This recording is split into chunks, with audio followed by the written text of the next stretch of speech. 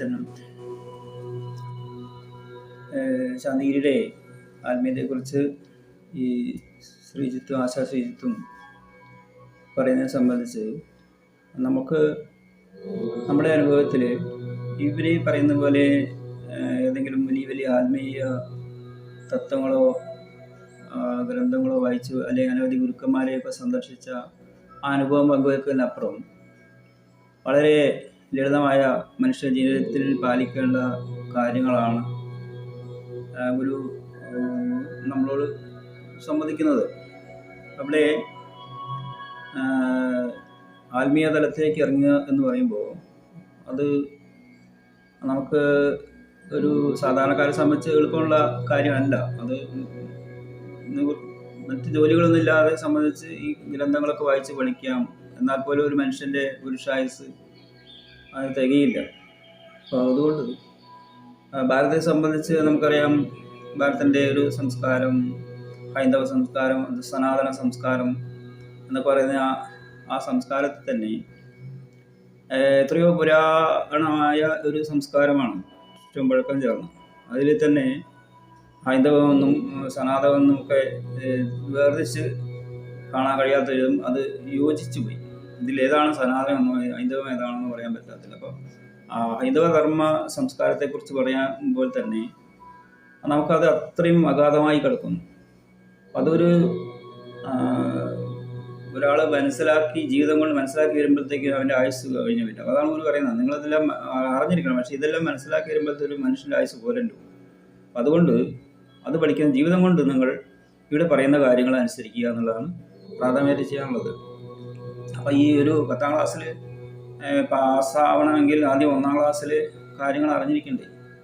ആ ഗുരു അറിഞ്ഞിരിക്കുന്ന കാര്യങ്ങൾ പിന്നെ അനുസരിച്ച് പോകുമ്പോൾ അങ്ങനെയാണ് ഘട്ടം ഘട്ടമായിട്ട് ഈ ഓരോ ഡിഗ്രിയും പാസ്സായി പോവുക.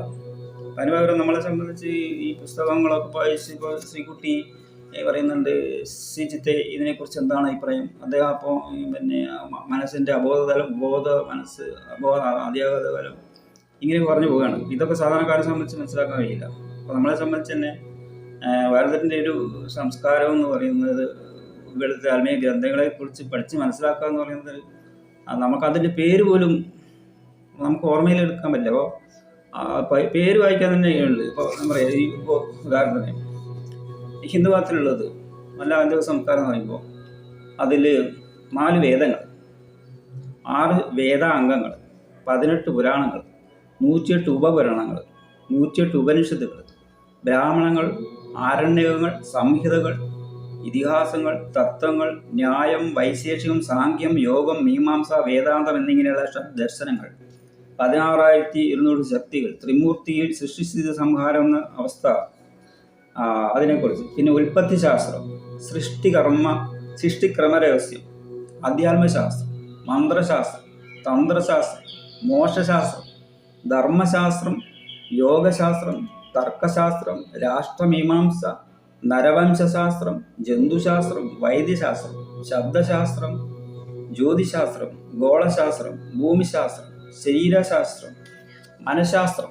കാമശാസ്ത്രം, തച്ചുശാസ്ത്രം, ഗണിതശാസ്ത്രം, വ്യാകരണശാസ്ത്രം, ആണവശാസ്ത്രം, വൃത്തശാസ്ത്രം, അലങ്കാരശാസ്ത്രം, നാട്യശാസ്ത്രം, സംഗീതശാസ്ത്രം, അലങ്കാരശാസ്ത്രം, ഛന്ദശാസ്ത്രം, ധനുർവേദം, രസതന്ത്രം, ഊർജതന്ത്രം, അഷ്ടാംഗ ഹൃദയം, ചരക സംഹിത, വ്യാമനിക ശാസ്ത്രം, മേഘോൽപത്തി പ്രകരണം, ശക്തിതന്ത്രം, ആകാശതന്ത്രം, തൈലപ്രകരണം, ദർപ്പണപ്രകരണം, സൗദാമിനികല, യന്ത്രശാസ്ത്രം, കൗടലീയ അർത്ഥശാസ്ത്രം, ലീലാവതി ഇങ്ങനെയുള്ള എണ്ണമറ്റ ശാസ്ത്രശാഖകൾ പ്രതിപാദിക്കുന്ന ആയിരക്കണക്കിന് വർഷങ്ങൾക്ക് മുമ്പ് രചിക്കപ്പെട്ട അസംഖ്യം കൃതികൾ.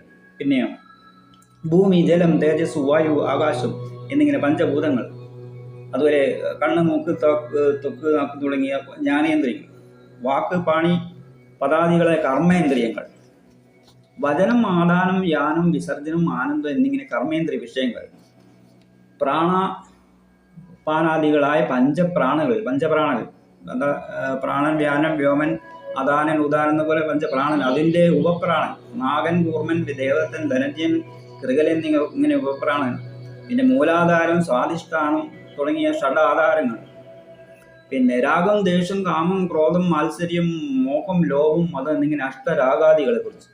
മനസ്സ്, ബുദ്ധി, ചിത്തം, അഹങ്കാരം എന്നിങ്ങനെ 4 അന്ധക്കരണങ്ങൾ. സങ്കല്പം, നിശ്ചയം, അഭിമാനം, അവതാരണം എന്നിങ്ങനെ 4 അന്ധക്കരണ വൃത്തികൾ. ഇട, പിങ്കള, സുഷുമ്ന എന്നിങ്ങനെ 3 നാഡികൾ. അഗ്നിമണ്ഡലം, അർക്കമണ്ഡലം, ചന്ദ്രമണ്ഡലം എന്ന 3 മണ്ഡലങ്ങൾ. അർദ്ധേഷണ, ധാരേഷണ, പുത്രേഷണ എന്നിങ്ങനെ ഏഷണത്രയം. അതെന്താ മനസ്സിലായില്ല. ജാഗ്രത, സ്വപ്ന, സുഷുപ്തി എന്നീ അവസ്ഥകൾ. സ്ഥൂലം, സൂക്ഷ്മം, കാരണം എന്നിങ്ങനെ ദേഹങ്ങൾ.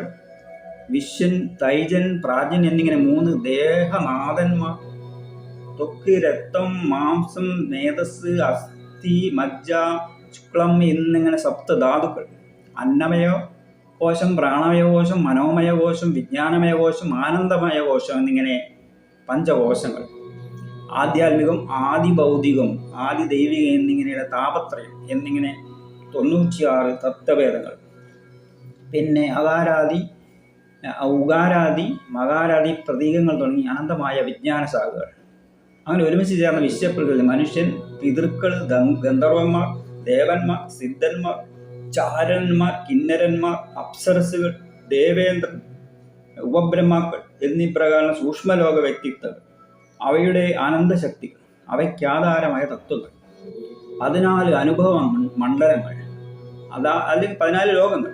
അതൊക്കെ അതലം, വിതലം, സുതലം, രസാതലം, തലാതലം, മഹാതലം, പാതാളം, ഭൂലോകം, ഭുവർലോകം, സ്വർലോകം, മഹർലോകം, ജനലോകം, തപോലോകം, സത്യലോകം. അപ്പം ഇങ്ങനെ ഓരോ ലോകത്തെക്കുറിച്ചുള്ള വിവരണങ്ങളുണ്ടാവും. അതുപോലെ മനുക്കൾ, 14 മനുക്കൾ. സ്വയംഭുവനം, സാരോജിഷൻ, ഔത്തം, താമസൻ, രൈവതൻ, ചാക്ഷുസൻ, വൈവസ്വതൻ. ഇപ്പം ഈ യുഗം എന്ന് പറയുന്നത് വൈവസ്വ മനുവിൻ്റെയാകും. സാവർണി, ദക്ഷസാവർണി, ബ്രഹ്മസാവർണി, ധർമ്മസാവർണി, രുദ്രസാവർണി, ദൈവസാവർണി, ഇന്ദ്രസാവർണി എന്നിങ്ങനെയുള്ള മനുക്കൾ. പിന്നെയോ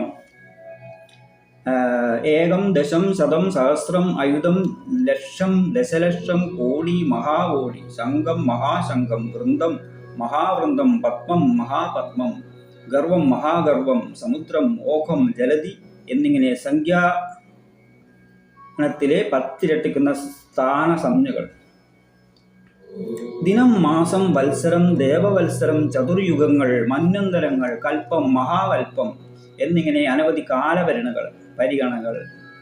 അവയിൽ പ്രപഞ്ചത്തിന് സംഭവിക്കുന്ന അവസ്ഥാന്തരങ്ങൾ, അനന്തകോടി പ്രപഞ്ചത്തിന് ജന്മാന്തരങ്ങളിലൂടെ ജീവനിലുണ്ടാകുന്ന സംസ്കാര പദവികൾ എല്ലാം വിശദമായി വർണ്ണിച്ച് അവസാനമായി ഇവയ്ക്കെല്ലാം ഉൽപ്പത്തി അല്ലെങ്കിൽ ബ്രഹ്മം എന്ന അന്തഭാവം ഇവയെല്ലാം കാട്ടിത്തരുന്ന അനുസ്യൂതവും അപ്രമേയമായ ഒരു അത്ഭുത ശാസ്ത്രമാണ് ഇവിടെ.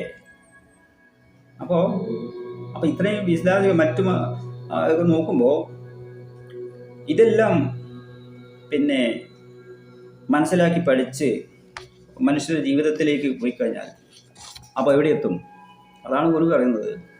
നിങ്ങളിതെല്ലാം മനസ്സിലാക്കുന്നതോടൊപ്പം അടിസ്ഥാനപരമായിട്ടുള്ള കാര്യങ്ങളാണ്. നമുക്ക് അടിസ്ഥാനം വേണം. ബേസിക്കലായിട്ട് ഉള്ള കാര്യങ്ങൾ വെച്ച് പോകണം എന്നാണ്.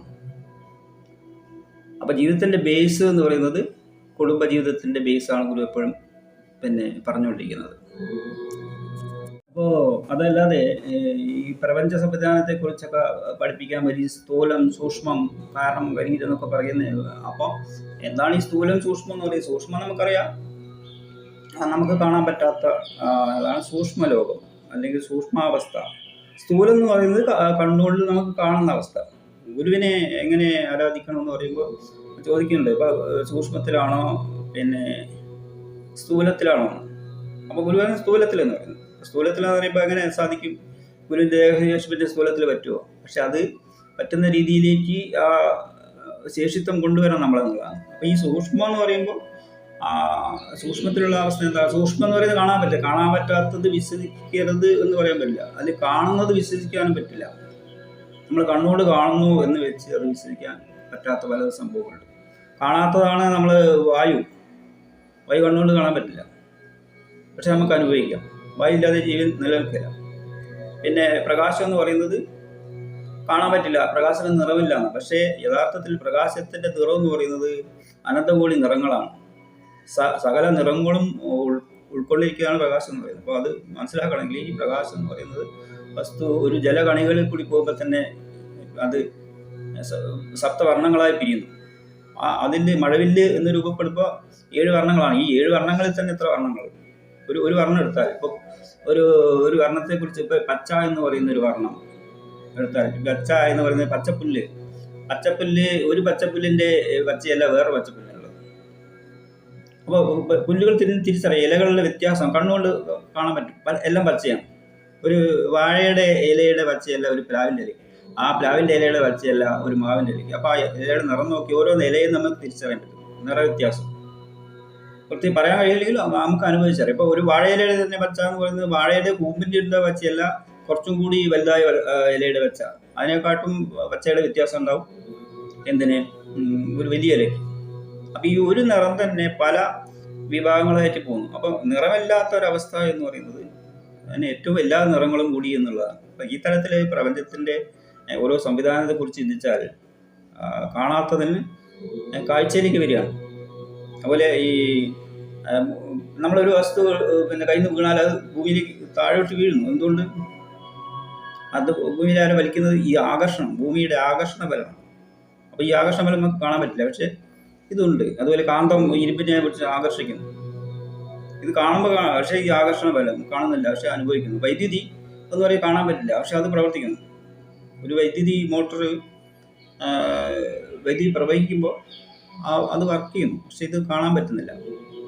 അപ്പം ഇത് കാണുന്നത് പോലും ചിലപ്പോൾ നമുക്ക് നോക്കിയാൽ അപ്പോൾ ആകാശം എന്ന് പറയുന്ന അവസ്ഥയുണ്ട്. ആകാശത്തിൽ തെളിഞ്ഞ ആകാശമായിരിക്കാം, അല്ലെങ്കിൽ കാർമേഘങ്ങളുണ്ടായിരിക്കാം, അല്ലെങ്കിൽ പല നിറങ്ങളുണ്ടാവും, അല്ലെങ്കിൽ ഈ ആകാശമണ്ഡലം ഇങ്ങനെ ഒരു പർവ്വതത്തിലേക്ക് പോയി മുട്ടി നിൽക്കുന്നതാണ്. അപ്പോൾ അത് കാണാൻ വേണ്ടി നമ്മൾ ചെന്ന് ആ പർവ്വതത്തിലേക്കൊരു ഹെലികോപ്റ്ററിൽ സഞ്ചരിച്ചാൽ ആ പർവ്വതത്തിൻ്റെ മണ്ടയ്ക്ക് അവിടെ എത്തി എന്ന് കണക്ക് കൂട്ടി അവിടെ പോയി ഇറങ്ങിയാൽ എന്ത് ചെയ്യും? ഈ കണ്ട ആ മുട്ടി നിൽക്കുന്ന ആകാശം അവിടെ ഉണ്ടാവില്ല, അത് അത്രയും ദൂരം പിന്നെയും പോയിക്കൊണ്ടിരിക്കും. അതുപോലെ അങ്ങനെ സഞ്ചരിച്ച് നമ്മളൊരു സമുദ്രത്തിൻ്റെ തീരത്തെത്തിയാൽ, സമുദ്രത്തിൽ നോക്കിയാൽ ആ ചക്രവാളത്തിൽ ഇങ്ങനെ സമുദ്രത്തിൽ ഇങ്ങനെ മുട്ടി നിൽക്കുകയും ആ സൂര്യൻ പോയിട്ട് ഇങ്ങനെ അസ്തമിക്കുന്നത് കാണാം. എന്നാൽ പിന്നെ സൂര്യനെ അസ്തമിക്കുന്ന സ്ഥലം കാണാൻ വിചാരിച്ച് അതിൽ കപ്പലിലോ അല്ലെങ്കിൽ സ്പീഡ് ബോട്ടിലോ സഞ്ചരിച്ചാൽ എന്ത് സംഭവിക്കും? അവിടെ കാണാൻ പറ്റില്ല. അപ്പോൾ നമ്മൾ ചുറ്റിത്തിരിക്കുകയുള്ളൂ. ഈ കാണുന്നതും നമുക്ക് വിശ്വസിക്കാൻ പറ്റില്ല. അതാണ് സ്ഥൂലം എന്ന് പറയുന്നത്, മായ എന്ന് പറയുന്നത്. ഈ കാണുന്നത് പോലും മായ എന്നാണ് ആത്മീയ ആചാര്യന്മാർ പറയുന്നത്. അപ്പോൾ ഇങ്ങനെയുള്ള കാര്യങ്ങൾ വെച്ച് നമുക്ക് ഒരു സാധാരണ മനുഷ്യരെ ആത്മീയ അവസ്ഥയിലേക്ക് കൊണ്ടുവരാൻ പറ്റില്ല. അപ്പോൾ അതെന്തുകൊണ്ട് നമ്മൾ ഒരുപാട് ഈ കാര്യങ്ങൾ വിശദമായിട്ട് മനസ്സിലാക്കണം. ഗുരുവിൽ എല്ലാ സകല കാര്യങ്ങളും ഉണ്ട്. അപ്പോൾ ഗുരുവിനെ സംബന്ധിച്ച് നമ്മുടെ ഈ ജീവൻ്റെ പ്രവർത്തനത്തെക്കുറിച്ചൊക്കെയാണ് ഗുരു നമ്മൾ മനസ്സിലാക്കി തരുന്നത്. അപ്പോൾ ജീവൻ എന്ന് പറയുമ്പോൾ ഒരു ഊർജ്ജമാണ് നമുക്കറിയാം. ജീവനെ സംബന്ധിച്ച് ഇപ്പോൾ ശാസ്ത്രീയപരമായി ചിന്തിക്കുകയാണെങ്കിൽ ആ ജീവനെ ഒരു ശാസ്ത്രത്തിൽ കഴിയാൻ പറ്റില്ല. അപ്പോൾ ശരീരത്തിൽ ജീവനുണ്ടെന്നറിയാം. അപ്പോൾ ഒരു MBBS പഠിക്കുന്ന അല്ലെങ്കിൽ അതിനേക്കാൾ MD പഠിച്ചു കടന്നു പോകുന്ന ഒരു വൈദ്യശാസ്ത്ര വിദ്യാർത്ഥിയെ സംബന്ധിച്ച്, ഒരു ഡോക്ടറെ സംബന്ധിച്ച് ശരീരത്തിൽ ജീവൻ നിലനിർത്താനുള്ള കാര്യങ്ങൾ എന്താണെന്ന് അറിയാം. ഓരോ യന്ത്രം പ്രവർത്തിക്കുന്നു, കണ്ണിന് കാഴ്ചയുണ്ട്, കണ്ണുണ്ട് എന്നുകൊണ്ട്, അല്ലെങ്കിൽ ചെവിയുണ്ട്, കേൾക്കുകയുണ്ട്. അപ്പോൾ ഈ ചെവിയും കണ്ണും ഉള്ള ഒരാൾക്ക് കാണാനും പറ്റിയൊന്നും വരില്ല. ഒരു മൂമയായ ഒരാൾക്ക് സംസാരിക്കാൻ പറ്റില്ല, വായിലായിട്ട് കാര്യമില്ല. ഡെഫായിട്ടുള്ള ഒരാൾക്ക് ചെവി കേൾക്കാൻ പറ്റില്ല. ഉപകരണമുണ്ട്, പക്ഷെ ഇത് പ്രവർത്തിക്കണമെങ്കിൽ ഇത് സങ്കീർണമാണ്. അപ്പോൾ അതുപോലെ ജീവൻ എന്ന് പറയുന്നത് ഈ ശരീരമൊക്കെ ഉണ്ടെങ്കിൽ ജീവൻ അവിടെ ഉണ്ടാവണമെന്നില്ല. ശരീരത്തിൽ ഹൃദയം, കരൾ, ശ്വാസകോശം, വൃക്ക, പിന്നെ ഇങ്ങനെ അവയവങ്ങളുണ്ട്. ഈ അവയവങ്ങളെ നിർമ്മിച്ച് കാണുമ്പോൾ ഓരോ അവയവങ്ങൾ കാണാം, പക്ഷെ ഇതിൽ ജീവൻ എവിടെയെന്ന് വെച്ചാൽ കാണിക്കാൻ ഒരു ശാസ്ത്രകാരനും പറ്റില്ല. അപ്പോൾ ആ ജീവൻ്റെ ശാസ്ത്രം എന്നുള്ളത് ഗുരുവിനറിയാം. ആ ഒരു കാഴ്ചയിലേക്ക്. അപ്പോൾ ഈ ശാസ്ത്രം എന്ന് പറയുന്നത് നമ്മൾ ഒരുപാട് വികസിച്ചു എന്നൊക്കെ പറയുമെങ്കിലും ശാസ്ത്രം വികസിച്ച് വരുന്നേ ഉള്ളൂ. അതിലപ്പുറത്തേക്കുള്ള കാര്യങ്ങൾ സകല ശാസ്ത്രങ്ങളും ഉണ്ട്. അപ്പോൾ അതിനി കണ്ടെത്തിക്കൊള്ളും. പക്ഷെ ഇപ്പോൾ നിലവിൽ ശാസ്ത്രം വെച്ച് മാത്രം പോവുകയാണെങ്കിൽ, ഇപ്പോൾ നമുക്കറിയാം നമ്മുടെ സൗരയൂഥത്തിൽ ഒരു ഭൂമി എന്ന് പറയുന്ന ജീവനുള്ളൊരു ജീവജാലങ്ങൾ വസിക്കുന്ന ഒരു മണ്ഡലം. ഭൂമിയുടെ ഏറ്റവും അല്ലെങ്കിൽ ഭൂമിയുടെ ഈ സൗരയൂഥത്തെ പുറത്തേക്ക് എന്ന് പറയുന്നത് ഈ നക്ഷത്രങ്ങളെ കാണാം. ഇതൊക്കെ എന്താണ്? ഈ പ്രകാശം ഉത്ഭവിക്കുന്ന വസ്തുക്കൾ. അത് പ്രപഞ്ച അനന്തമാണെന്ന് പറയും. അപ്പം ഇതിൻ്റെ അനന്തമായ പ്രപഞ്ചത്തെക്കുറിച്ച് നമുക്ക് ചിന്തിക്കാൻ പറ്റുമല്ല. ഈ അനന്തം, അറ്റമില്ലാത്തൊരവസ്ഥ എന്ന എന്താണ്? അതിലപ്പുറത്ത് എന്താണെന്ന് ചിന്തിക്കുമ്പോൾ നമുക്ക് വട്ടായി പോകും. അതുകൊണ്ട് നമ്മൾ ഒരുപാട് ചിന്തിക്കേണ്ട. നമ്മൾ ഇപ്പോൾ ഒതുങ്ങി നിന്ന് ചിന്തിക്കുമ്പോൾ ഭൂമിയുടെ ഏറ്റവും അടുത്തുള്ള നക്ഷത്രമാണ് സൂര്യൻ എന്ന് പറയുന്നത്. ഈ സൂര്യനെ കുറിച്ച് പഠിക്കുക. നമ്മളിപ്പോൾ ചന്ദ്രനിൽ പോയിട്ടുണ്ട്, പിന്നെ ചൊവ്വയിലേക്ക് പിന്നെ ഉപഗ്രഹം വിട്ടിട്ടുണ്ട്. പക്ഷെ ഇതുപോലെ നമുക്ക് എല്ലാ ഗ്രഹങ്ങളിലേക്കോ അല്ലെങ്കിൽ ഏറ്റവും അടുത്ത നക്ഷത്രമായ സൂര്യനിലേക്ക് ഒന്ന് പോവാം എന്ന് വിചാരിച്ചാൽ ഭൂമിയിൽ നിന്ന് ഒരു റോക്കറ്റ് 100 കിലോമീറ്റർ വേഗതയിൽ സൂര്യനിലേക്ക് പോവുകയാണെങ്കിൽ അത് സൂര്യനെത്താൻ 200 വർഷം അവിടെ എത്താൻ. അത്രയും ദൂരമാണ് ഏറ്റവും അടുത്ത നക്ഷത്രം. പിന്നുള്ളത് പ്രോക്സിമ സെഞ്ചുറി, അൽഫ സെഞ്ചുറി, അങ്ങനെ നക്ഷത്രങ്ങൾ. അപ്പോൾ ഏറ്റവും അടുത്ത നക്ഷത്രമായ സൂര്യനിലേക്ക് എത്തണമെങ്കിൽ 200 വർഷം എന്ന് പറയുന്നത് മനുഷ്യൻ്റെ ആയുസ് പിന്നെ 3 ജന്മം വേണ്ടി. അപ്പോൾ ആ തരത്തിലുള്ള കാര്യങ്ങൾ നമുക്ക് ശാസ്ത്രം കൊണ്ട് അറിഞ്ഞെടുക്കാൻ കഴിയില്ല. അപ്പോൾ അതാണ് ശാസ്ത്രത്തിൻ്റെ ഒരു പരിമിതി എന്ന് പറയുന്നത്. അപ്പോൾ ഈ ശ്രീകുട്ടിയോടും ശ്രീജിത്തിനോടും പറയാനുള്ളത്, ഇതുപോലെ വലിയ വലിയ കാര്യങ്ങൾ പറയാതെ ഈ ജീവിതത്തിൽ അടിസ്ഥാനപരമായ കാര്യങ്ങൾ ലളിതമായിട്ട് നിങ്ങൾ വിശ്വാസികളെ പറഞ്ഞ് മനസ്സിലാക്കാൻ ശ്രമിക്കുക എന്നുള്ളതാണ്. അപ്പോൾ ഗുരു അങ്ങനെയല്ലേ പറഞ്ഞിരിക്കുന്നത്. അത് വലിയ വലിയ കാര്യങ്ങളിലേക്ക് ആദ്യം ഗുരു പോയിട്ടില്ല. ഒരു അടിസ്ഥാന ജീവിതത്തിൻ്റെ കാര്യങ്ങൾ എങ്ങനെയൊക്കെ അതാണ് പിന്നെ വേണ്ടത്. അപ്പോൾ ഈ ഗുരുവിനെ സംബന്ധിച്ച് നമുക്കറിയാം, ഗുരു എല്ലാം ഉണ്ട്. ഒരു വീഡിയോ കഴിഞ്ഞ ദിവസം നമ്മൾ നവഭോജിതം എന്ന് പറഞ്ഞ വീഡിയോ ഇറക്കിയിട്ടില്ലേ. അപ്പോൾ ഗുരുവിനെങ്കിലും എല്ലാം ഉണ്ട്. ഗുരുവിനെ സംബന്ധിച്ച് നമുക്കറിയാം, ഗുരു സ്കൂളിൽ പോയിട്ടില്ല. പക്ഷേ ഗുരുവിന് എല്ലാ ഭാഷയും അറിയാം, ഗുരു എല്ലാ ശാസ്ത്രങ്ങളും അറിയാം. ഇതെങ്ങനെ അപ്പോൾ അനേക ജന്മങ്ങളായി വന്ന ഒരു ശേഷിത്വമാണ്. അപ്പോൾ ആ അറിവ് എല്ലാവരും ഉണ്ട്, എല്ലാ അറിവുമുണ്ട്. ഇതൊക്കെ നിങ്ങൾ പ്രചരിപ്പിക്കുമ്പോഴും നിങ്ങൾക്കിത് വിശ്വാസമില്ല. ഗുരു എല്ലാം ഉണ്ട് എന്ന് പറയുമ്പോൾ നിങ്ങളെന്തിനാണ് പിന്നെ മറ്റാചാര്യന്മാരെ വലിയ അല്ലെങ്കിൽ മറ്റ് ഗ്രന്ഥങ്ങളൊക്കെ വായിച്ച് പഠിക്കാനോ അതിന് കീഴിലൊക്കെ പോയി മനസ്സിലാക്കേണ്ടത്. അപ്പോൾ ഇവിടെ കണ്ടു എന്താണ് അവിടുത്തെ മഠാധിപതി പിന്നെ ഒരു ക്ഷേത്രത്തിൽ പോയിട്ട് നമസ്കരിക്കുന്ന കണ്ടു. പിന്നെ ഒരു മത ആചാര്യൻ്റെ കാലിൽ വീഴുന്ന കണ്ടു. അപ്പോൾ ഇതെന്ത് സന്ദേശമാണ്? ഗുരു എല്ലാം ഉണ്ടെന്ന് അറിയിച്ചിട്ട് നിങ്ങൾ മറ്റു ക്ഷേത്രങ്ങളിലൊക്കെ പോയി എന്താണ് ക്ഷേത്രത്തിൽ പോകണമെന്നല്ല. എൻ്റെ അടുത്ത് പലരും ചോദിക്കാൻ നിങ്ങൾ അമ്പലത്തിൽ പോകാത്ത, ക്ഷേത്രത്തിൽ പോകണം. ഞാൻ പറയുന്ന അമ്പലത്തിൽ പോകേണ്ട ആവശ്യമില്ലല്ലോ. നമുക്കെന്തിനാണ് പിന്നെ എല്ലാ സ്ഥലത്തും അങ്ങനെ പോകേണ്ടത്? നമുക്ക് കിട്ടാനുള്ളത് ഒരു സ്ഥലത്ത് നിന്ന് കിട്ടിയിട്ടുണ്ടെങ്കിൽ പിന്നെ നമ്മളെല്ലാ സ്ഥലത്തും പോകേണ്ട ആവശ്യമില്ല. ഇതെല്ലാം വൈവിധ്യ ആവശ്യമാണ്. കാരണം പിന്നെ ഗുരുവിദ്യയിൽ പറയുന്നു, മധുലുബ്ധ യഥാഭൃങ്കാൽ പുഷ്പാൽ പുഷ്പാന്തരം വിജയൽ ജ്ഞാനലുബ്ധ തഥാ ശിഷ്യോ ഗുരുവാന്തരം വിജയൽ. അതായത് ഒരു പൂമ്പാറ്റി അല്ലെ തേനീച്ചയൊക്കെ ഈ തേനിന് വേണ്ടിയിട്ട് ഓരോ പുഷ്പങ്ങൾ പോയി ശേഖരിക്കും. അപ്പോൾ അത് എന്തിന് വിവിധ പുഷ്പങ്ങൾ ഉണ്ടാവുമല്ലോ.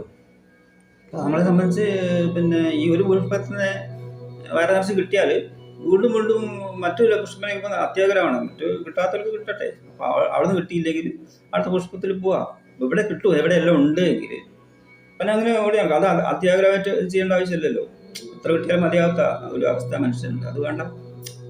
ഒരു ഭക്ഷണത്തെ സംബന്ധിച്ച് ഒരു വയറ് നിറഞ്ഞു കഴിഞ്ഞാൽ എത്ര എല്ലാം ആഹാരം നിറച്ച് വെച്ചാലും നമുക്ക് വയറ് നിറഞ്ഞാൽ പിന്നെ വേണ്ടല്ലോ. അതാണ്. അല്ലാണ്ട് ഇപ്പോൾ മറ്റു പുഷ്പങ്ങൾ വേണ്ടാന്നോ തേന് വേണ്ടാന്നല്ലല്ലോ.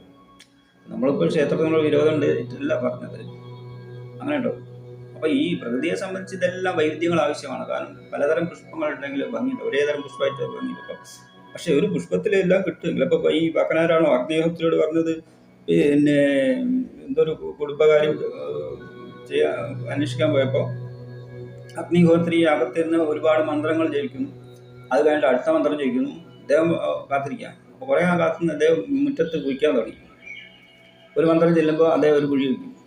പിന്നെ അത് കഴിഞ്ഞ് അഗ്നിഹോത്രി അടുത്തൊരു മന്ത്രം ചെല്ലും, അതുകൊണ്ട് വേറൊരു കുഴി വയ്ക്കും. വക്കനാരാണോ അത് പിന്നെ നാരായണ ആണോ അറിയില്ല. അപ്പോൾ എന്തായാലും ഈ അഗ്നിഹോത്രി ഈ അകത്തെ പൂജകളും കാര്യങ്ങളൊക്കെ വഴി പുറത്തേക്ക് അനിയനെ കാണാൻ വന്നപ്പോൾ കാണാൻ മുറ്റം നിറച്ച് കുഴികളാണ്. അപ്പോൾ ചോദിക്കും, ഇതെന്തിനാണ് മുറ്റം നിറച്ച് കുഴി വെച്ചത്? അദ്ദേഹം പറയുന്നത്, ഞാൻ ഇപ്പോൾ ഈ ഒരു കുഴി ഒരു സ്ഥലത്ത് കുഴിച്ചിരുന്നെങ്കിൽ ഇപ്പോൾ വെള്ളം കണ്ടേനെ. അതായത് ഒരു കുഴിക്ക് പല കുഴിയിലേക്ക് മാന്തി കൊണ്ടിരിക്കുന്നതിന് പകരം ഏതെങ്കിലും കുറിച്ച് കുഴിക്കുന്നിടത്തിൽ കുഴിച്ച് നോക്കുക, അവിടെ വെള്ളം കിട്ടുമെങ്കിൽ അത് മതിയല്ലോ. അതാണ് സംഭവം. ഈ പിന്നെ ശാസ്ത്രങ്ങളും പുരാണങ്ങളും മാറി മാറി പഠിച്ച് അല്ലെങ്കിൽ മന്ത്രം ഇങ്ങനെ ചെയ്യുന്നതിന് പകരം എവിടെയെങ്കിലും ഒന്ന് ഉറച്ചു നിൽക്കുക. അപ്പം നിങ്ങൾ ഒന്ന് ഉറച്ചു നിൽക്കുക. ഗുരുവിൽ ഉറക്കുകയാണെങ്കിൽ ഗുരുവിൽ ഉറച്ചു നിന്നിട്ട് ആ ഗുരുവിൻ്റെ കാര്യങ്ങൾ സംസാരിക്കുക. അതല്ലാതെ പണ്ഡിതനാണ് അല്ലെങ്കിൽ ഈ ഭൂമിയെ സംബന്ധിച്ച് നമുക്കറിയാം, ഈ പ്രപഞ്ചത്തിലെ വെറും ഒരു പൊടി മാത്രമാണ്. എത്ര സൗരയൂഥങ്ങൾ, കോടാനുകോടി സൗരയൂഥങ്ങൾ കിടക്കുന്നു അനന്തമായിട്ട്. അതിൽ കണ്ട് ഒരു ചെറിയൊരു പൊടിയിൽ ഒരു അണുജീവിയായ നമ്മൾ ഒരുപാട് ശാസ്ത്രം പഠിച്ചു ആഢ്യത്തരം പറഞ്ഞിട്ട് വല്ല ഗുണമുണ്ട്. അതല്ല വേണ്ടത്. അപ്പോൾ ഈ കലിയുഗത്തിൽ ആയുസ് കുറവാണ്. ആ ആയുസിനനുസരിച്ചുള്ള കർമ്മങ്ങളാണ് ചെയ്യേണ്ടത്. നമ്മൾ പ്രാർത്ഥന എന്നാണ് കലിയുഗ. അപ്പോൾ ഓരോ യുഗത്തിലും ധർമ്മല്ലേ. എന്താണ് നാമസങ്കീർത്തനം എന്ന് പറയുമ്പോൾ എന്താണ് തപസ്, യജ്ഞം, അർച്ചന, കീർത്തനം. അപ്പോൾ ഈ കീർത്തനം എന്ന് പറയുന്നത് ദൈവനാമം മാത്രം, സങ്കീർത്തനം അത് മാത്രം മതി എന്നാണ്. അപ്പോൾ ഓരോ യുഗത്തിൽ അതിൻ്റെതായ കാര്യങ്ങൾ ചെയ്താൽ മതി. മനുഷ്യൻ്റെ ആയുസിനനുസരിച്ചുള്ള കർമ്മങ്ങൾ കൊടുത്തിട്ട് ഒരു യുഗത്തിനും. അപ്പോൾ ഇവിടെ ഇപ്പം എന്താണ് നമുക്ക് ചെയ്യാൻ പറ്റുന്നത്? പ്രാർത്ഥന എന്ന് പറയുന്ന സംഭവം. അതായത് നിങ്ങൾ പ്രാർത്ഥിക്കൂ എന്നല്ലേ ഗുരു പറഞ്ഞു, നിങ്ങൾ പ്രാർത്ഥിക്കും. അപ്പോൾ അല്ലെങ്കിൽ പിന്നെ നിലവിലിപ്പോൾ സമൂഹത്തിൽ സംഭവിച്ചിരിക്കുന്ന കാര്യം, ഈ ധാർമ്മിക ച്യുതി, മൂല്യച്യുതിയൊക്കെ സംഭവിച്ചിട്ടുള്ളൂ. അപ്പോൾ അതിനെതിരെ എന്ത് ചെയ്യാൻ പറ്റും? അതൊക്കെ ഗുരുവിൽ നിന്ന് അറിയുന്ന കാര്യങ്ങൾ. ഇതൊക്കെ എന്താണ് ഈ ഗുരുവാക്കനുസരിക്കാതെ പോയതിൻ്റെ ഫലമാണ് ഇപ്പം സംഭവിച്ചുകൊണ്ടിരിക്കുന്നത്. ഇപ്പോൾ നമുക്കറിയാം, നമ്മളെ ഈ പുതിയ തലമുറയിലെ കുട്ടികളെ സംബന്ധിച്ച്, യുവാക്കളെ സംബന്ധിച്ച്, അല്ലെങ്കിൽ ജനങ്ങളെ സംബന്ധിച്ച് പോലും ഈ ലഹരി വസ്തുവിനൊക്കെ അടിമയാണ്. അപ്പോൾ അവരെ ബോധവൽക്കരിക്കാൻ വേണ്ടിയിട്ട് ജാഥ നടത്തുന്നു, പഠന ക്ലാസ്സുകൾ നടത്തുന്നു, ഒക്കെ ചെയ്യുന്നുണ്ട്. പക്ഷേ അതിലൊന്നും നിയമങ്ങളുണ്ട്, വലിയ മാറ്റം സംഭവിക്കാൻ സാധിക്കില്ല. കാരണം ഈ പഠന ക്ലാസ് കൊടുക്കുന്ന ആൾ പോലും പിന്നെ ഇയാൾ പെട്ടുകൊടുക്കുന്നതായിട്ട് ഇയാൾ പിന്നെ കേസ് പെടുന്നു. ഈ ജാഥ നയിച്ച മുമ്പതിൽ ഈ ബോർഡ് പിടിച്ച ആളായിരിക്കും ഇത് MDMA വിതരണം ചെയ്ത പോലീസ് അറസ്റ്റ് ചെയ്ത് പറയുന്നത്. അപ്പം ഇതിൽ ആത്മാർത്ഥതയില്ല. അതെന്തുകൊണ്ട് എന്തുകൊണ്ട് ചെയ്യാമോ ചെയ്ത് എന്തിൻ്റെ ഗുണദോഷം അറിയില്ല. അപ്പോൾ അത് എവിടെ പറ്റിയെന്ന് വെച്ചാൽ അത് ബേസിക്കലായിട്ട് പറ്റി. ഈ ബേസാണ് കൊടുക്കുന്നത്. ഇപ്പോൾ നമുക്കൊരു ഒരു കർഷകനെ സംബന്ധിച്ച് നല്ലൊരു വിളവ് ലഭിക്കാൻ, ഒരു കായ്ഫലം ലഭിക്കാൻ എന്താ ചെയ്യുന്നത്? അദ്ദേഹം അനുസരിച്ചുള്ള കാര്യങ്ങൾ ആദ്യമേ ചെയ്യുന്നു. അതാ മണ്ണ് പാകപ്പെടുത്തുന്നു, ആ വിത്ത് നട്ടിട്ട് അതിന് വേണ്ട വളവും വെള്ളവും സമയാസമയം കൊടുത്ത് അതിന് പരിചരിച്ചെടുക്കുന്നു. അപ്പോൾ അങ്ങനെ ഒരു നല്ല ഫലം കിട്ടും. അപ്പോൾ അതേ സ്ഥാനത്ത് ഇതൊന്നും ചെയ്യാതെ ഒരു വിത്ത് ഇവിടെ നട്ടു, അതെങ്ങനെ സ്വാഭാവികമായിട്ട് വളർന്നു വന്നു. ഒരു വാഴ ആണെങ്കിൽ വാഴയായിട്ടെ, വാഴ കുലച്ചു. ഈ വാഴ കുലച്ചപ്പോഴാണ് ആ കൊല വന്നു. എന്നാൽ പിന്നെ നന്നായിട്ട് വളം ചെയ്യാം. അങ്ങനെ വളം ചെയ്താൽ പിടിക്കണമെന്നില്ല. മാത്രമല്ല, ഇനി അഥവാ ഈ ചെറിയ കൊലയായിരിക്കും, ആ കൊല വെള്ളവും വളമൊക്കെ അങ്ങനെ കൊടുത്തു കഴിഞ്ഞാൽ തടിച്ചു വരും. തടിച്ചു വരുമ്പോൾ എന്താ വെച്ചാൽ ഈ കൊല താങ്ങാൻ പറ്റാതെ എന്ത് ചെയ്യും? ഇത് മൂക്കുന്നതിന് മുമ്പ് അത് മറിഞ്ഞു കൊടുക്കും. ഈ തടിക്ക് ഉണ്ടാവില്ല, ശേഷിത്തുണ്ടാവില്ല. അത് സംഭവം. അപ്പോൾ ഈ കൊലയും പോയി, വാഴയും പോയി, എല്ലാം പോയി. അതുപോലെയാണ് ഈ അടിസ്ഥാനപരമായ ഉറപ്പില്ലെങ്കിൽ ഇപ്പോൾ ഒരു വീട് അല്ലെങ്കിൽ കെട്ടിടം നിർമ്മിക്കുകയാണെങ്കിൽ ആദ്യം അതിൻ്റെ ഫൗണ്ടേഷൻ ഉറപ്പിക്കും. ഏറ്റവും നല്ല ഉറപ്പുള്ള ഫൗണ്ടേഷൻ കൊടുക്കും. അതിനുള്ള ഉറപ്പുള്ള തറയായിരിക്കും, അതിന് ചുമര് കൊടുക്കും, അതിനെ വളം വാർക്കുക. അപ്പം ഇതില്ലാതെ പിന്നെ ഫൗണ്ടേഷൻ ഉറപ്പില്ലാതെ തറയും കെട്ടി കട്ട വെച്ച് ചുമരും വെച്ച് അതിൻ്റെ നമ്മൾ വാർത്തെന്ന് സംഭവിക്കും. കോൺക്രീറ്റ് പോയി, മേൽക്കൂര പോയി, ചുമര് പോയി, തറ പോയി, എല്ലാം മൊത്തം പോയി. അപ്പം ഇതുപോലെ നമ്മൾ ഈ സമൂഹത്തിനെ പറഞ്ഞിട്ട് കാര്യമില്ല. ബേസ് കൃത്യമായിട്ട് കൊണ്ടുപോയിട്ടില്ല.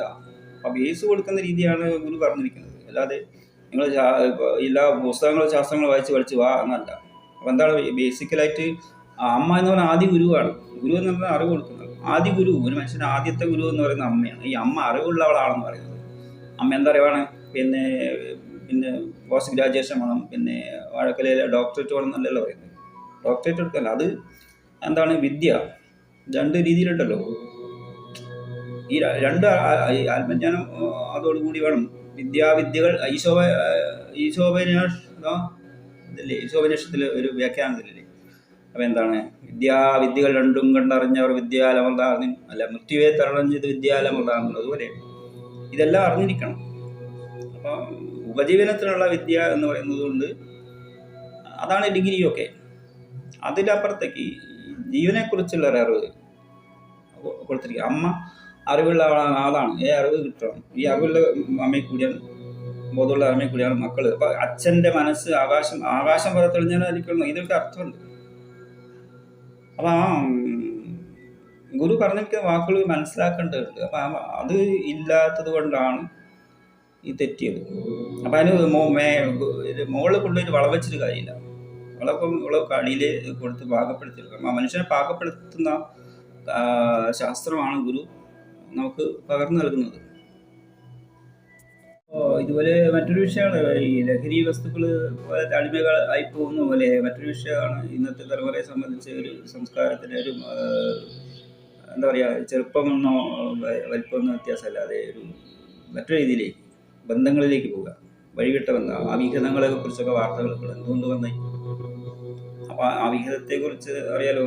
മറ്റൊരു സമാഗമം എന്ന് പറയുന്നത് ആ സമയത്തിന് അറിയാലോ, മുമ്പ് അങ്ങനെ ചെയ്തവരെ പിന്നെ ഇരുട്ടുമുറിയിൽ തടച്ച് ചങ്ങനെ കിട്ടുമൊക്കെ ഒരു ശിക്ഷ ഇവൻ ജീവി ചെയ്ത പാപം തീരുവാണ്ട് അവൻ ചെയ്യിച്ചിരുന്നു. ഇപ്പം ഒരു ശരീരത്തില്ലാത്തതുകൊണ്ട് ആരും പേടിക്കുന്നത്. അപ്പം ഈ പാപം അങ്ങനെ തീരും, അനുഭവിച്ച് കർമ്മഫലം അനുഭവിക്കാൻ തീരില്ല. അപ്പം അതുകൊണ്ട് തെറ്റും ശരിയൊക്കെ മനസ്സിലാക്കി കൊടുക്കുന്നതാണ്. ഈ തലമുറയ്ക്ക് തെറ്റും ശരിയും എന്തിന് തെറ്റാണോ ശരിയാണെന്ന് അറിയില്ല. ഈ എന്താ പറയുക, ആചാര്യന്മാരൊക്കെ എല്ലാ കാര്യത്തിലും ഒരു നിയന്ത്രണം കൊടുത്തിട്ടുണ്ട്, ഏത് കാര്യത്തിലും. അപ്പം മറ്റൊക്കെ ദോഷമില്ലാത്ത കാര്യമാണെങ്കിൽ പോലും ഇതൊക്കെ അനുസരിക്കാൻ ഒരു സമൂഹം തയ്യാറായി എന്നുള്ളതാണ് അല്ലേ? അപ്പോൾ അങ്ങനെ അനുസരിക്കുമ്പോൾ അങ്ങനെ അനുസരിച്ചിരുന്ന പരമ്പരയ്ക്ക് അതിൻ്റെ ഉയർച്ചയും സമൂഹത്തിൽ കിട്ടുന്നുണ്ട്. അതാണ് സംസ്കാരം എന്ന് പറയുന്നത്. ഇന്നിപ്പോൾ സംസ്കാരമൊക്കെ തെറ്റി. സംസ്കാരം എന്ന് പറയുന്നത് എന്താണ്? ഈ ഇപ്പോൾ സംസ്കാര നായകരൊക്കെ പറയുന്നത് കുറേ കലാപരിപാടികളൊക്കെയാണ്. അതാണ് സംസ്കാരം, അല്ലെങ്കിൽ സാഹിത്യം. ഇതുകൊണ്ട് മനുഷ്യന് ഉപകാരമുള്ളതാണോ, ജീവിതത്തിൽ ഉപകരിക്കുന്നതാണോ അല്ലയോ എന്ന് നോക്കുന്നില്ല. സംസ്കാരം എന്താണ്? യഥാർത്ഥ സംസ്കാരം എവിടെ കിടക്കും? ഇത് കാണിക്കുന്നത് വേറെ കിടക്കും. ഈ പേക്കൊത്തും പിന്നെ തീച്ചാടലും വാളെടുത്ത് വെട്ടിയിട്ട് പരീക്ഷ കാണിക്കും, ഇതൊക്കെ ഒരു സംസ്കാരം എന്ന് പറയുന്നത്. അപ്പം ഈ തരത്തിൽ യഥാർത്ഥമായ ചില കാര്യങ്ങളിലേക്ക് നിങ്ങൾ ജീവിതത്തിലേക്ക് വരച്ചു കൊടുക്കുക. ഇതെങ്ങനെ മാറ്റിയെടുക്കാം? ഈ സമൂഹത്തിൽ ബാധിച്ചിരിക്കുന്ന ദോഷകരമായ സ്വഭാവങ്ങളൊക്കെ മാറ്റിയെടുത്ത് ഒരു സംസ്കാരമുള്ള ജനതയെ, അറിവും ബോധമുള്ള ഒരു ജനതയെ എങ്ങനെ ബാധിക്കാം? അപ്പം അത് ഗുരുക്കന്മാരെ വാക്കുകൾ എന്ന് പറയുമ്പോൾ ഈ ആചാര്യന്മാരെ പറയാണ്ട്, അപ്പോൾ അത് പിന്നെ മനസ്സിലാക്കിയെടുക്കുന്ന വ്യത്യാസമുണ്ട്. ഇപ്പോൾ യുവാക്കളെ സംബന്ധിച്ച് പിന്നെ മുതിർന്ന പറഞ്ഞു കൊടുക്കുന്ന കാര്യമാണ് എന്താണ്, പിന്നെ വിവാഹമൊക്കെ കഴിഞ്ഞ ഒരാളെ സംബന്ധിച്ച് എന്ത് ചെയ്യും? ഭാര്യയ്ക്ക് കൊടുക്കണം, അമ്മയ്ക്ക് കൊടുക്കരുത്. അതുപോലെ അച്ഛനെ കൊല്ലണം, ഗുരുവിനെ കുത്തണം എന്നാണ്. അപ്പോൾ ഇത് അതേപടി മനസ്സിലാക്കിയാത്ത സംഭവിക്കുക. ഇതിൻ്റെ അർത്ഥം മനസ്സിലാക്കിയില്ലെങ്കിൽ അമ്മയ്ക്കൊന്നും കൊടുക്കില്ല, ഭാര്യയ്ക്കാരും കൊടുക്കും, അച്ഛനെ കൊല്ലും. അച്ഛൻ കൊല്ലുന്ന സംഭവമാണ് ഇപ്പോൾ നടക്കുന്നത്. അച്ഛന്മാരെ കൊല്ലും, അച്ഛന്മാരെ കൊല്ലുന്ന സംഭവം. അതുപോലെ ഗുരുവിനെ ആക്രമിക്കുന്നൊരു സ്വഭാവത്തിലേക്ക് പോയത്. ഗുരുക്കന്മാർക്ക് റീത്ത് വെക്കുക. എന്താണ് ഈ പറഞ്ഞിരിക്കുന്നത്? അമ്മയ്ക്ക് കൊടുക്കരുത് എന്ന് പറയുന്നത് അമ്മയാണ് കുടുംബത്തിൻ്റെ നാഥ. അമ്മയ്ക്ക് കൊടുക്കല്ല, അമ്മയിൽ നിന്ന് നമ്മൾ സ്വീകരിക്കണം. അമ്മയ്ക്ക് കൊടുക്കാനും മുഴുവൻ കൊടുക്കണം. എന്നിട്ട് അമ്മയാണ് കാര്യം നടത്തുക. ഭാര്യയ്ക്ക് പിന്നെ കൊടുക്കണം എന്ന് പറയുന്നത് എന്തുകൊണ്ടാണ്? ഭാര്യയ്ക്ക് ഈ കാര്യങ്ങളൊക്കെ പഠിച്ചു വരുന്നേ ഉള്ളൂ ഒരു കുടുംബത്തിലേക്ക്. അപ്പോൾ ആ ഭാര്യയ്ക്ക് കൊടുക്കുക ചെയ്യുക. ഭാര്യ ഭർത്താവ് കൊടുക്കുക. അച്ഛനെ കൊല്ലുക എന്നാൽ ഈ അച്ഛൻ്റെ ഒരു ഉത്തരവാദിത്തമുണ്ട്. മകനോളം അച്ഛനോളം മകൻ വലുതാക്കി ആ അച്ഛൻ്റെ ഉത്തരവാദിത്തം ഏറ്റെടുത്ത് നടത്തേണ്ട മകൻ എന്ന് പറയുന്നത്. ഒരു ഗുരുവിനെ കുത്തുക എന്നുള്ളത് ഗുരുവിന് അറിവാണ്. അറിവ് ചോദിച്ച് വാങ്ങിയെടുക്കണം. നമുക്കിന്ന് ദൈവത്തോട് ചോദിക്കാനുള്ള ഒരു ഭാഗ്യം പോലുള്ള ഒരു പാരമ്പര്യമാണ്. അപ്പോൾ ഗുരുവിനെ കുത്തുക, അല്ലാതെ ഗുരുവിനെ പോയി കുത്തിക്കൊല്ലല്ല. ഇത്തരത്തിൽ കാര്യങ്ങൾ മനസ്സിലാക്കിയെടുക്കേണ്ട ഒരു എല്ലാ വിഷയത്തിലും അങ്ങനെയല്ലേ? അതുകൊണ്ട് പറഞ്ഞപ്പോൾ എവിടെ എത്തിയെന്നറിയില്ല. നിങ്ങൾ പറഞ്ഞത് വെച്ചാൽ ഈ മനുഷ്യന് ഉപയോഗപ്രദമായ രീതിയിൽ നിങ്ങൾ ആത്മീയം പറഞ്ഞു കൊടുക്കുക. അല്ലാതെ ഇപ്പോൾ ഇത് ആത്മീയത്തിൽ കൂടി ഇപ്പം പുരാണ ഗ്രന്ഥങ്ങൾ വേണ്ടെന്നല്ല, അതൊക്കെ മനസ്സിലാക്കണം. കാരണം അതിൽ നിന്ന് ഒരുപാട് കാര്യങ്ങൾ ഇപ്പം ഭഗവാൻ ശ്രീകൃഷ്ണൻ പറയുന്ന ഒരു കാര്യം ഭഗവത്ഗീതയിൽ എന്താണ് ഒരു ശ്ലോകം, സാഖ്യയോഗത്തിൽ 60-ാമത്തെ ഒരു ശ്ലോകം ഞാൻ ശ്രദ്ധിച്ചതെന്ന് വെച്ചാൽ എന്താണ്, യതദോഹ്യഭി കൗന്ദേയ പുരുഷസ്യ വിവച്ചിത ഇന്ദ്രിയാണി പ്രമാദീനി ഹരന്തി പ്രസവം മനഃ എന്ന് പറഞ്ഞാൽ നല്ല വലിയ സംഭവമാണ്. അപ്പോൾ നമ്മൾ അല്ലയാ കൗന്ദയ, ഇന്ദ്രിയങ്ങൾ മോക്ഷത്തിനായിക്കൊണ്ട് പ്രയത്നം ചെയ്യുന്ന വിവേകിയായ ഒരു പുരുഷന്റെ മനസ്സിനെ പോലും ഇളക്കിയതിനു ശേഷം ബലാത്കാരമായി വിഷയങ്ങളിലേക്ക് ഇഴച്ചു കൊണ്ടുപോകുന്നു. അപ്പൊ ഇന്ദ്രിയങ്ങളൊക്കെ അടക്കി പിന്നെ ഈ മോക്ഷമാർഗത്തിൽ സത്യമാർഗത്തിൽ പോകുന്ന ഒരാളെ പോലും ഇത് എന്ത് ചെയ്യുന്നു, ബലമായിട്ട് പിന്നെ പിടിയിൽപ്പെടുത്തുകയാണ്. ഇന്ദ്രിയ സുഖം, ഇന്ദ്രിയ ഇതിലേക്ക് കൊണ്ടുപോവുക ആ ഒരു ശക്തി. അപ്പൊ ഇതിനെ തരണം ചെയ്യാനുള്ള കാര്യങ്ങളൊക്കെ ഭഗവതി പറയുന്നുണ്ട്. അപ്പൊ ഇന്നിപ്പോ നമുക്ക് നോക്കിയാൽ ഈ സന്യാസിമാരെ പോലും പിന്നെ പല പീഡന കേസിലൊക്കെ പിടിച്ച് കൊണ്ടുപോകുന്നു. ഇത് എന്തുകൊണ്ട്? ഇവർ ഈ മോശമാർഗം എന്ന് പറഞ്ഞ് പോയിട്ട് അവസാനം ഈ ഇന്ദ്രിയ ബലത്തിൽ പെട്ടുപോകുന്നു. ആ തരത്തിലുള്ള കാര്യങ്ങൾ ഒക്കെ സമൂഹത്തിൽ നടക്കുന്നുണ്ട്. ഇതൊക്കെ അറിഞ്ഞിരിക്കണം. അങ്ങനെയുള്ള കാര്യങ്ങൾ, ഓരോ കാര്യങ്ങളും നിങ്ങൾ വിശദമായിട്ട് പിന്നെ പറഞ്ഞു കൊടുക്കണം. അല്ലെങ്കിൽ ഈ ഉടായിപ്പ് പറഞ്ഞിട്ട് ശിഷ്യപൂജ ആണ് ഗുരു ശിഷ്യപൂജ, നിങ്ങൾ ആളായിട്ട് പറയാൻ ലോകം മുഴുവൻ പറഞ്ഞു നടന്നാലും അത് നടക്കാത്ത കാര്യമാണ്. ആ സിസ്റ്റം ഇല്ലാത്തതാണ്. അപ്പോൾ ഇപ്പം ഗുരുവിൻ്റെ ജന്മഗ്രഹം എവിടെയാണ്? ചന്ദിരൂർ, ആലപ്പുഴ. പക്ഷെ ഇപ്പൊ വേറെ ഒരു സ്ഥലത്ത് ഗുരുവിൻ്റെ ജന്മഗ്രഹം പറഞ്ഞ്, അതായത് ഇതെന്താ കുമ്പിടിയാ, ഗുരു ജനിച്ചതാണ് കൃത്യമായിട്ട് അറിയാം. ആലപ്പുഴ ചന്ദിരൂർ ജന്മഗ്രഹം. ഗുരു ആശ്രമം സ്ഥാപിച്ച് 19 ശാന്തിയിൽ ആശ്രമം. അതിൻ്റെ ഇടയ്ക്ക് ഗുരുവിൻ്റെ ജന്മഗ്രഹം പറഞ്ഞ, അപ്പൊ അത് അവിടെ എന്താണ്, ഈ സർവസംഘ പരിത്യാഗികളായ സന്യാസിമാർ അല്ലെങ്കിൽ ഗുരുവിൻ്റെ ശിഷ്യന്മാർ സ്വകാര്യമായിട്ട് വിശ്വാസികളെ ഇതൊക്കെ എടുത്തിട്ട് അവിടെ മറ്റൊരു രീതിയിലേക്ക് പോവുക. ഇതൊക്കെ എവിടെ ന്യായമാണ്? അപ്പോൾ അതിനെന്താ നിങ്ങൾക്ക് മറുപടി തരാനുള്ളത്? അപ്പോൾ ഈ തരത്തിൽ പോയി കഴിഞ്ഞാൽ നമുക്ക് ചോദിക്കാനുണ്ട്. അത് കൃത്യമായി മറുപടി. നിങ്ങൾ കമൻറ്റ് ഡിലീറ്റ് ആക്കിയേ, അല്ലെങ്കിൽ പിന്നെ അനാവശ്യം പറഞ്ഞിട്ട് കാര്യമൊന്നുമില്ല. മനസ്സിലായില്ലേ? തൽക്കാലം ഇത്രയും പറയുന്നുള്ളൂ, ബാക്കി പിന്നെ പറയാം.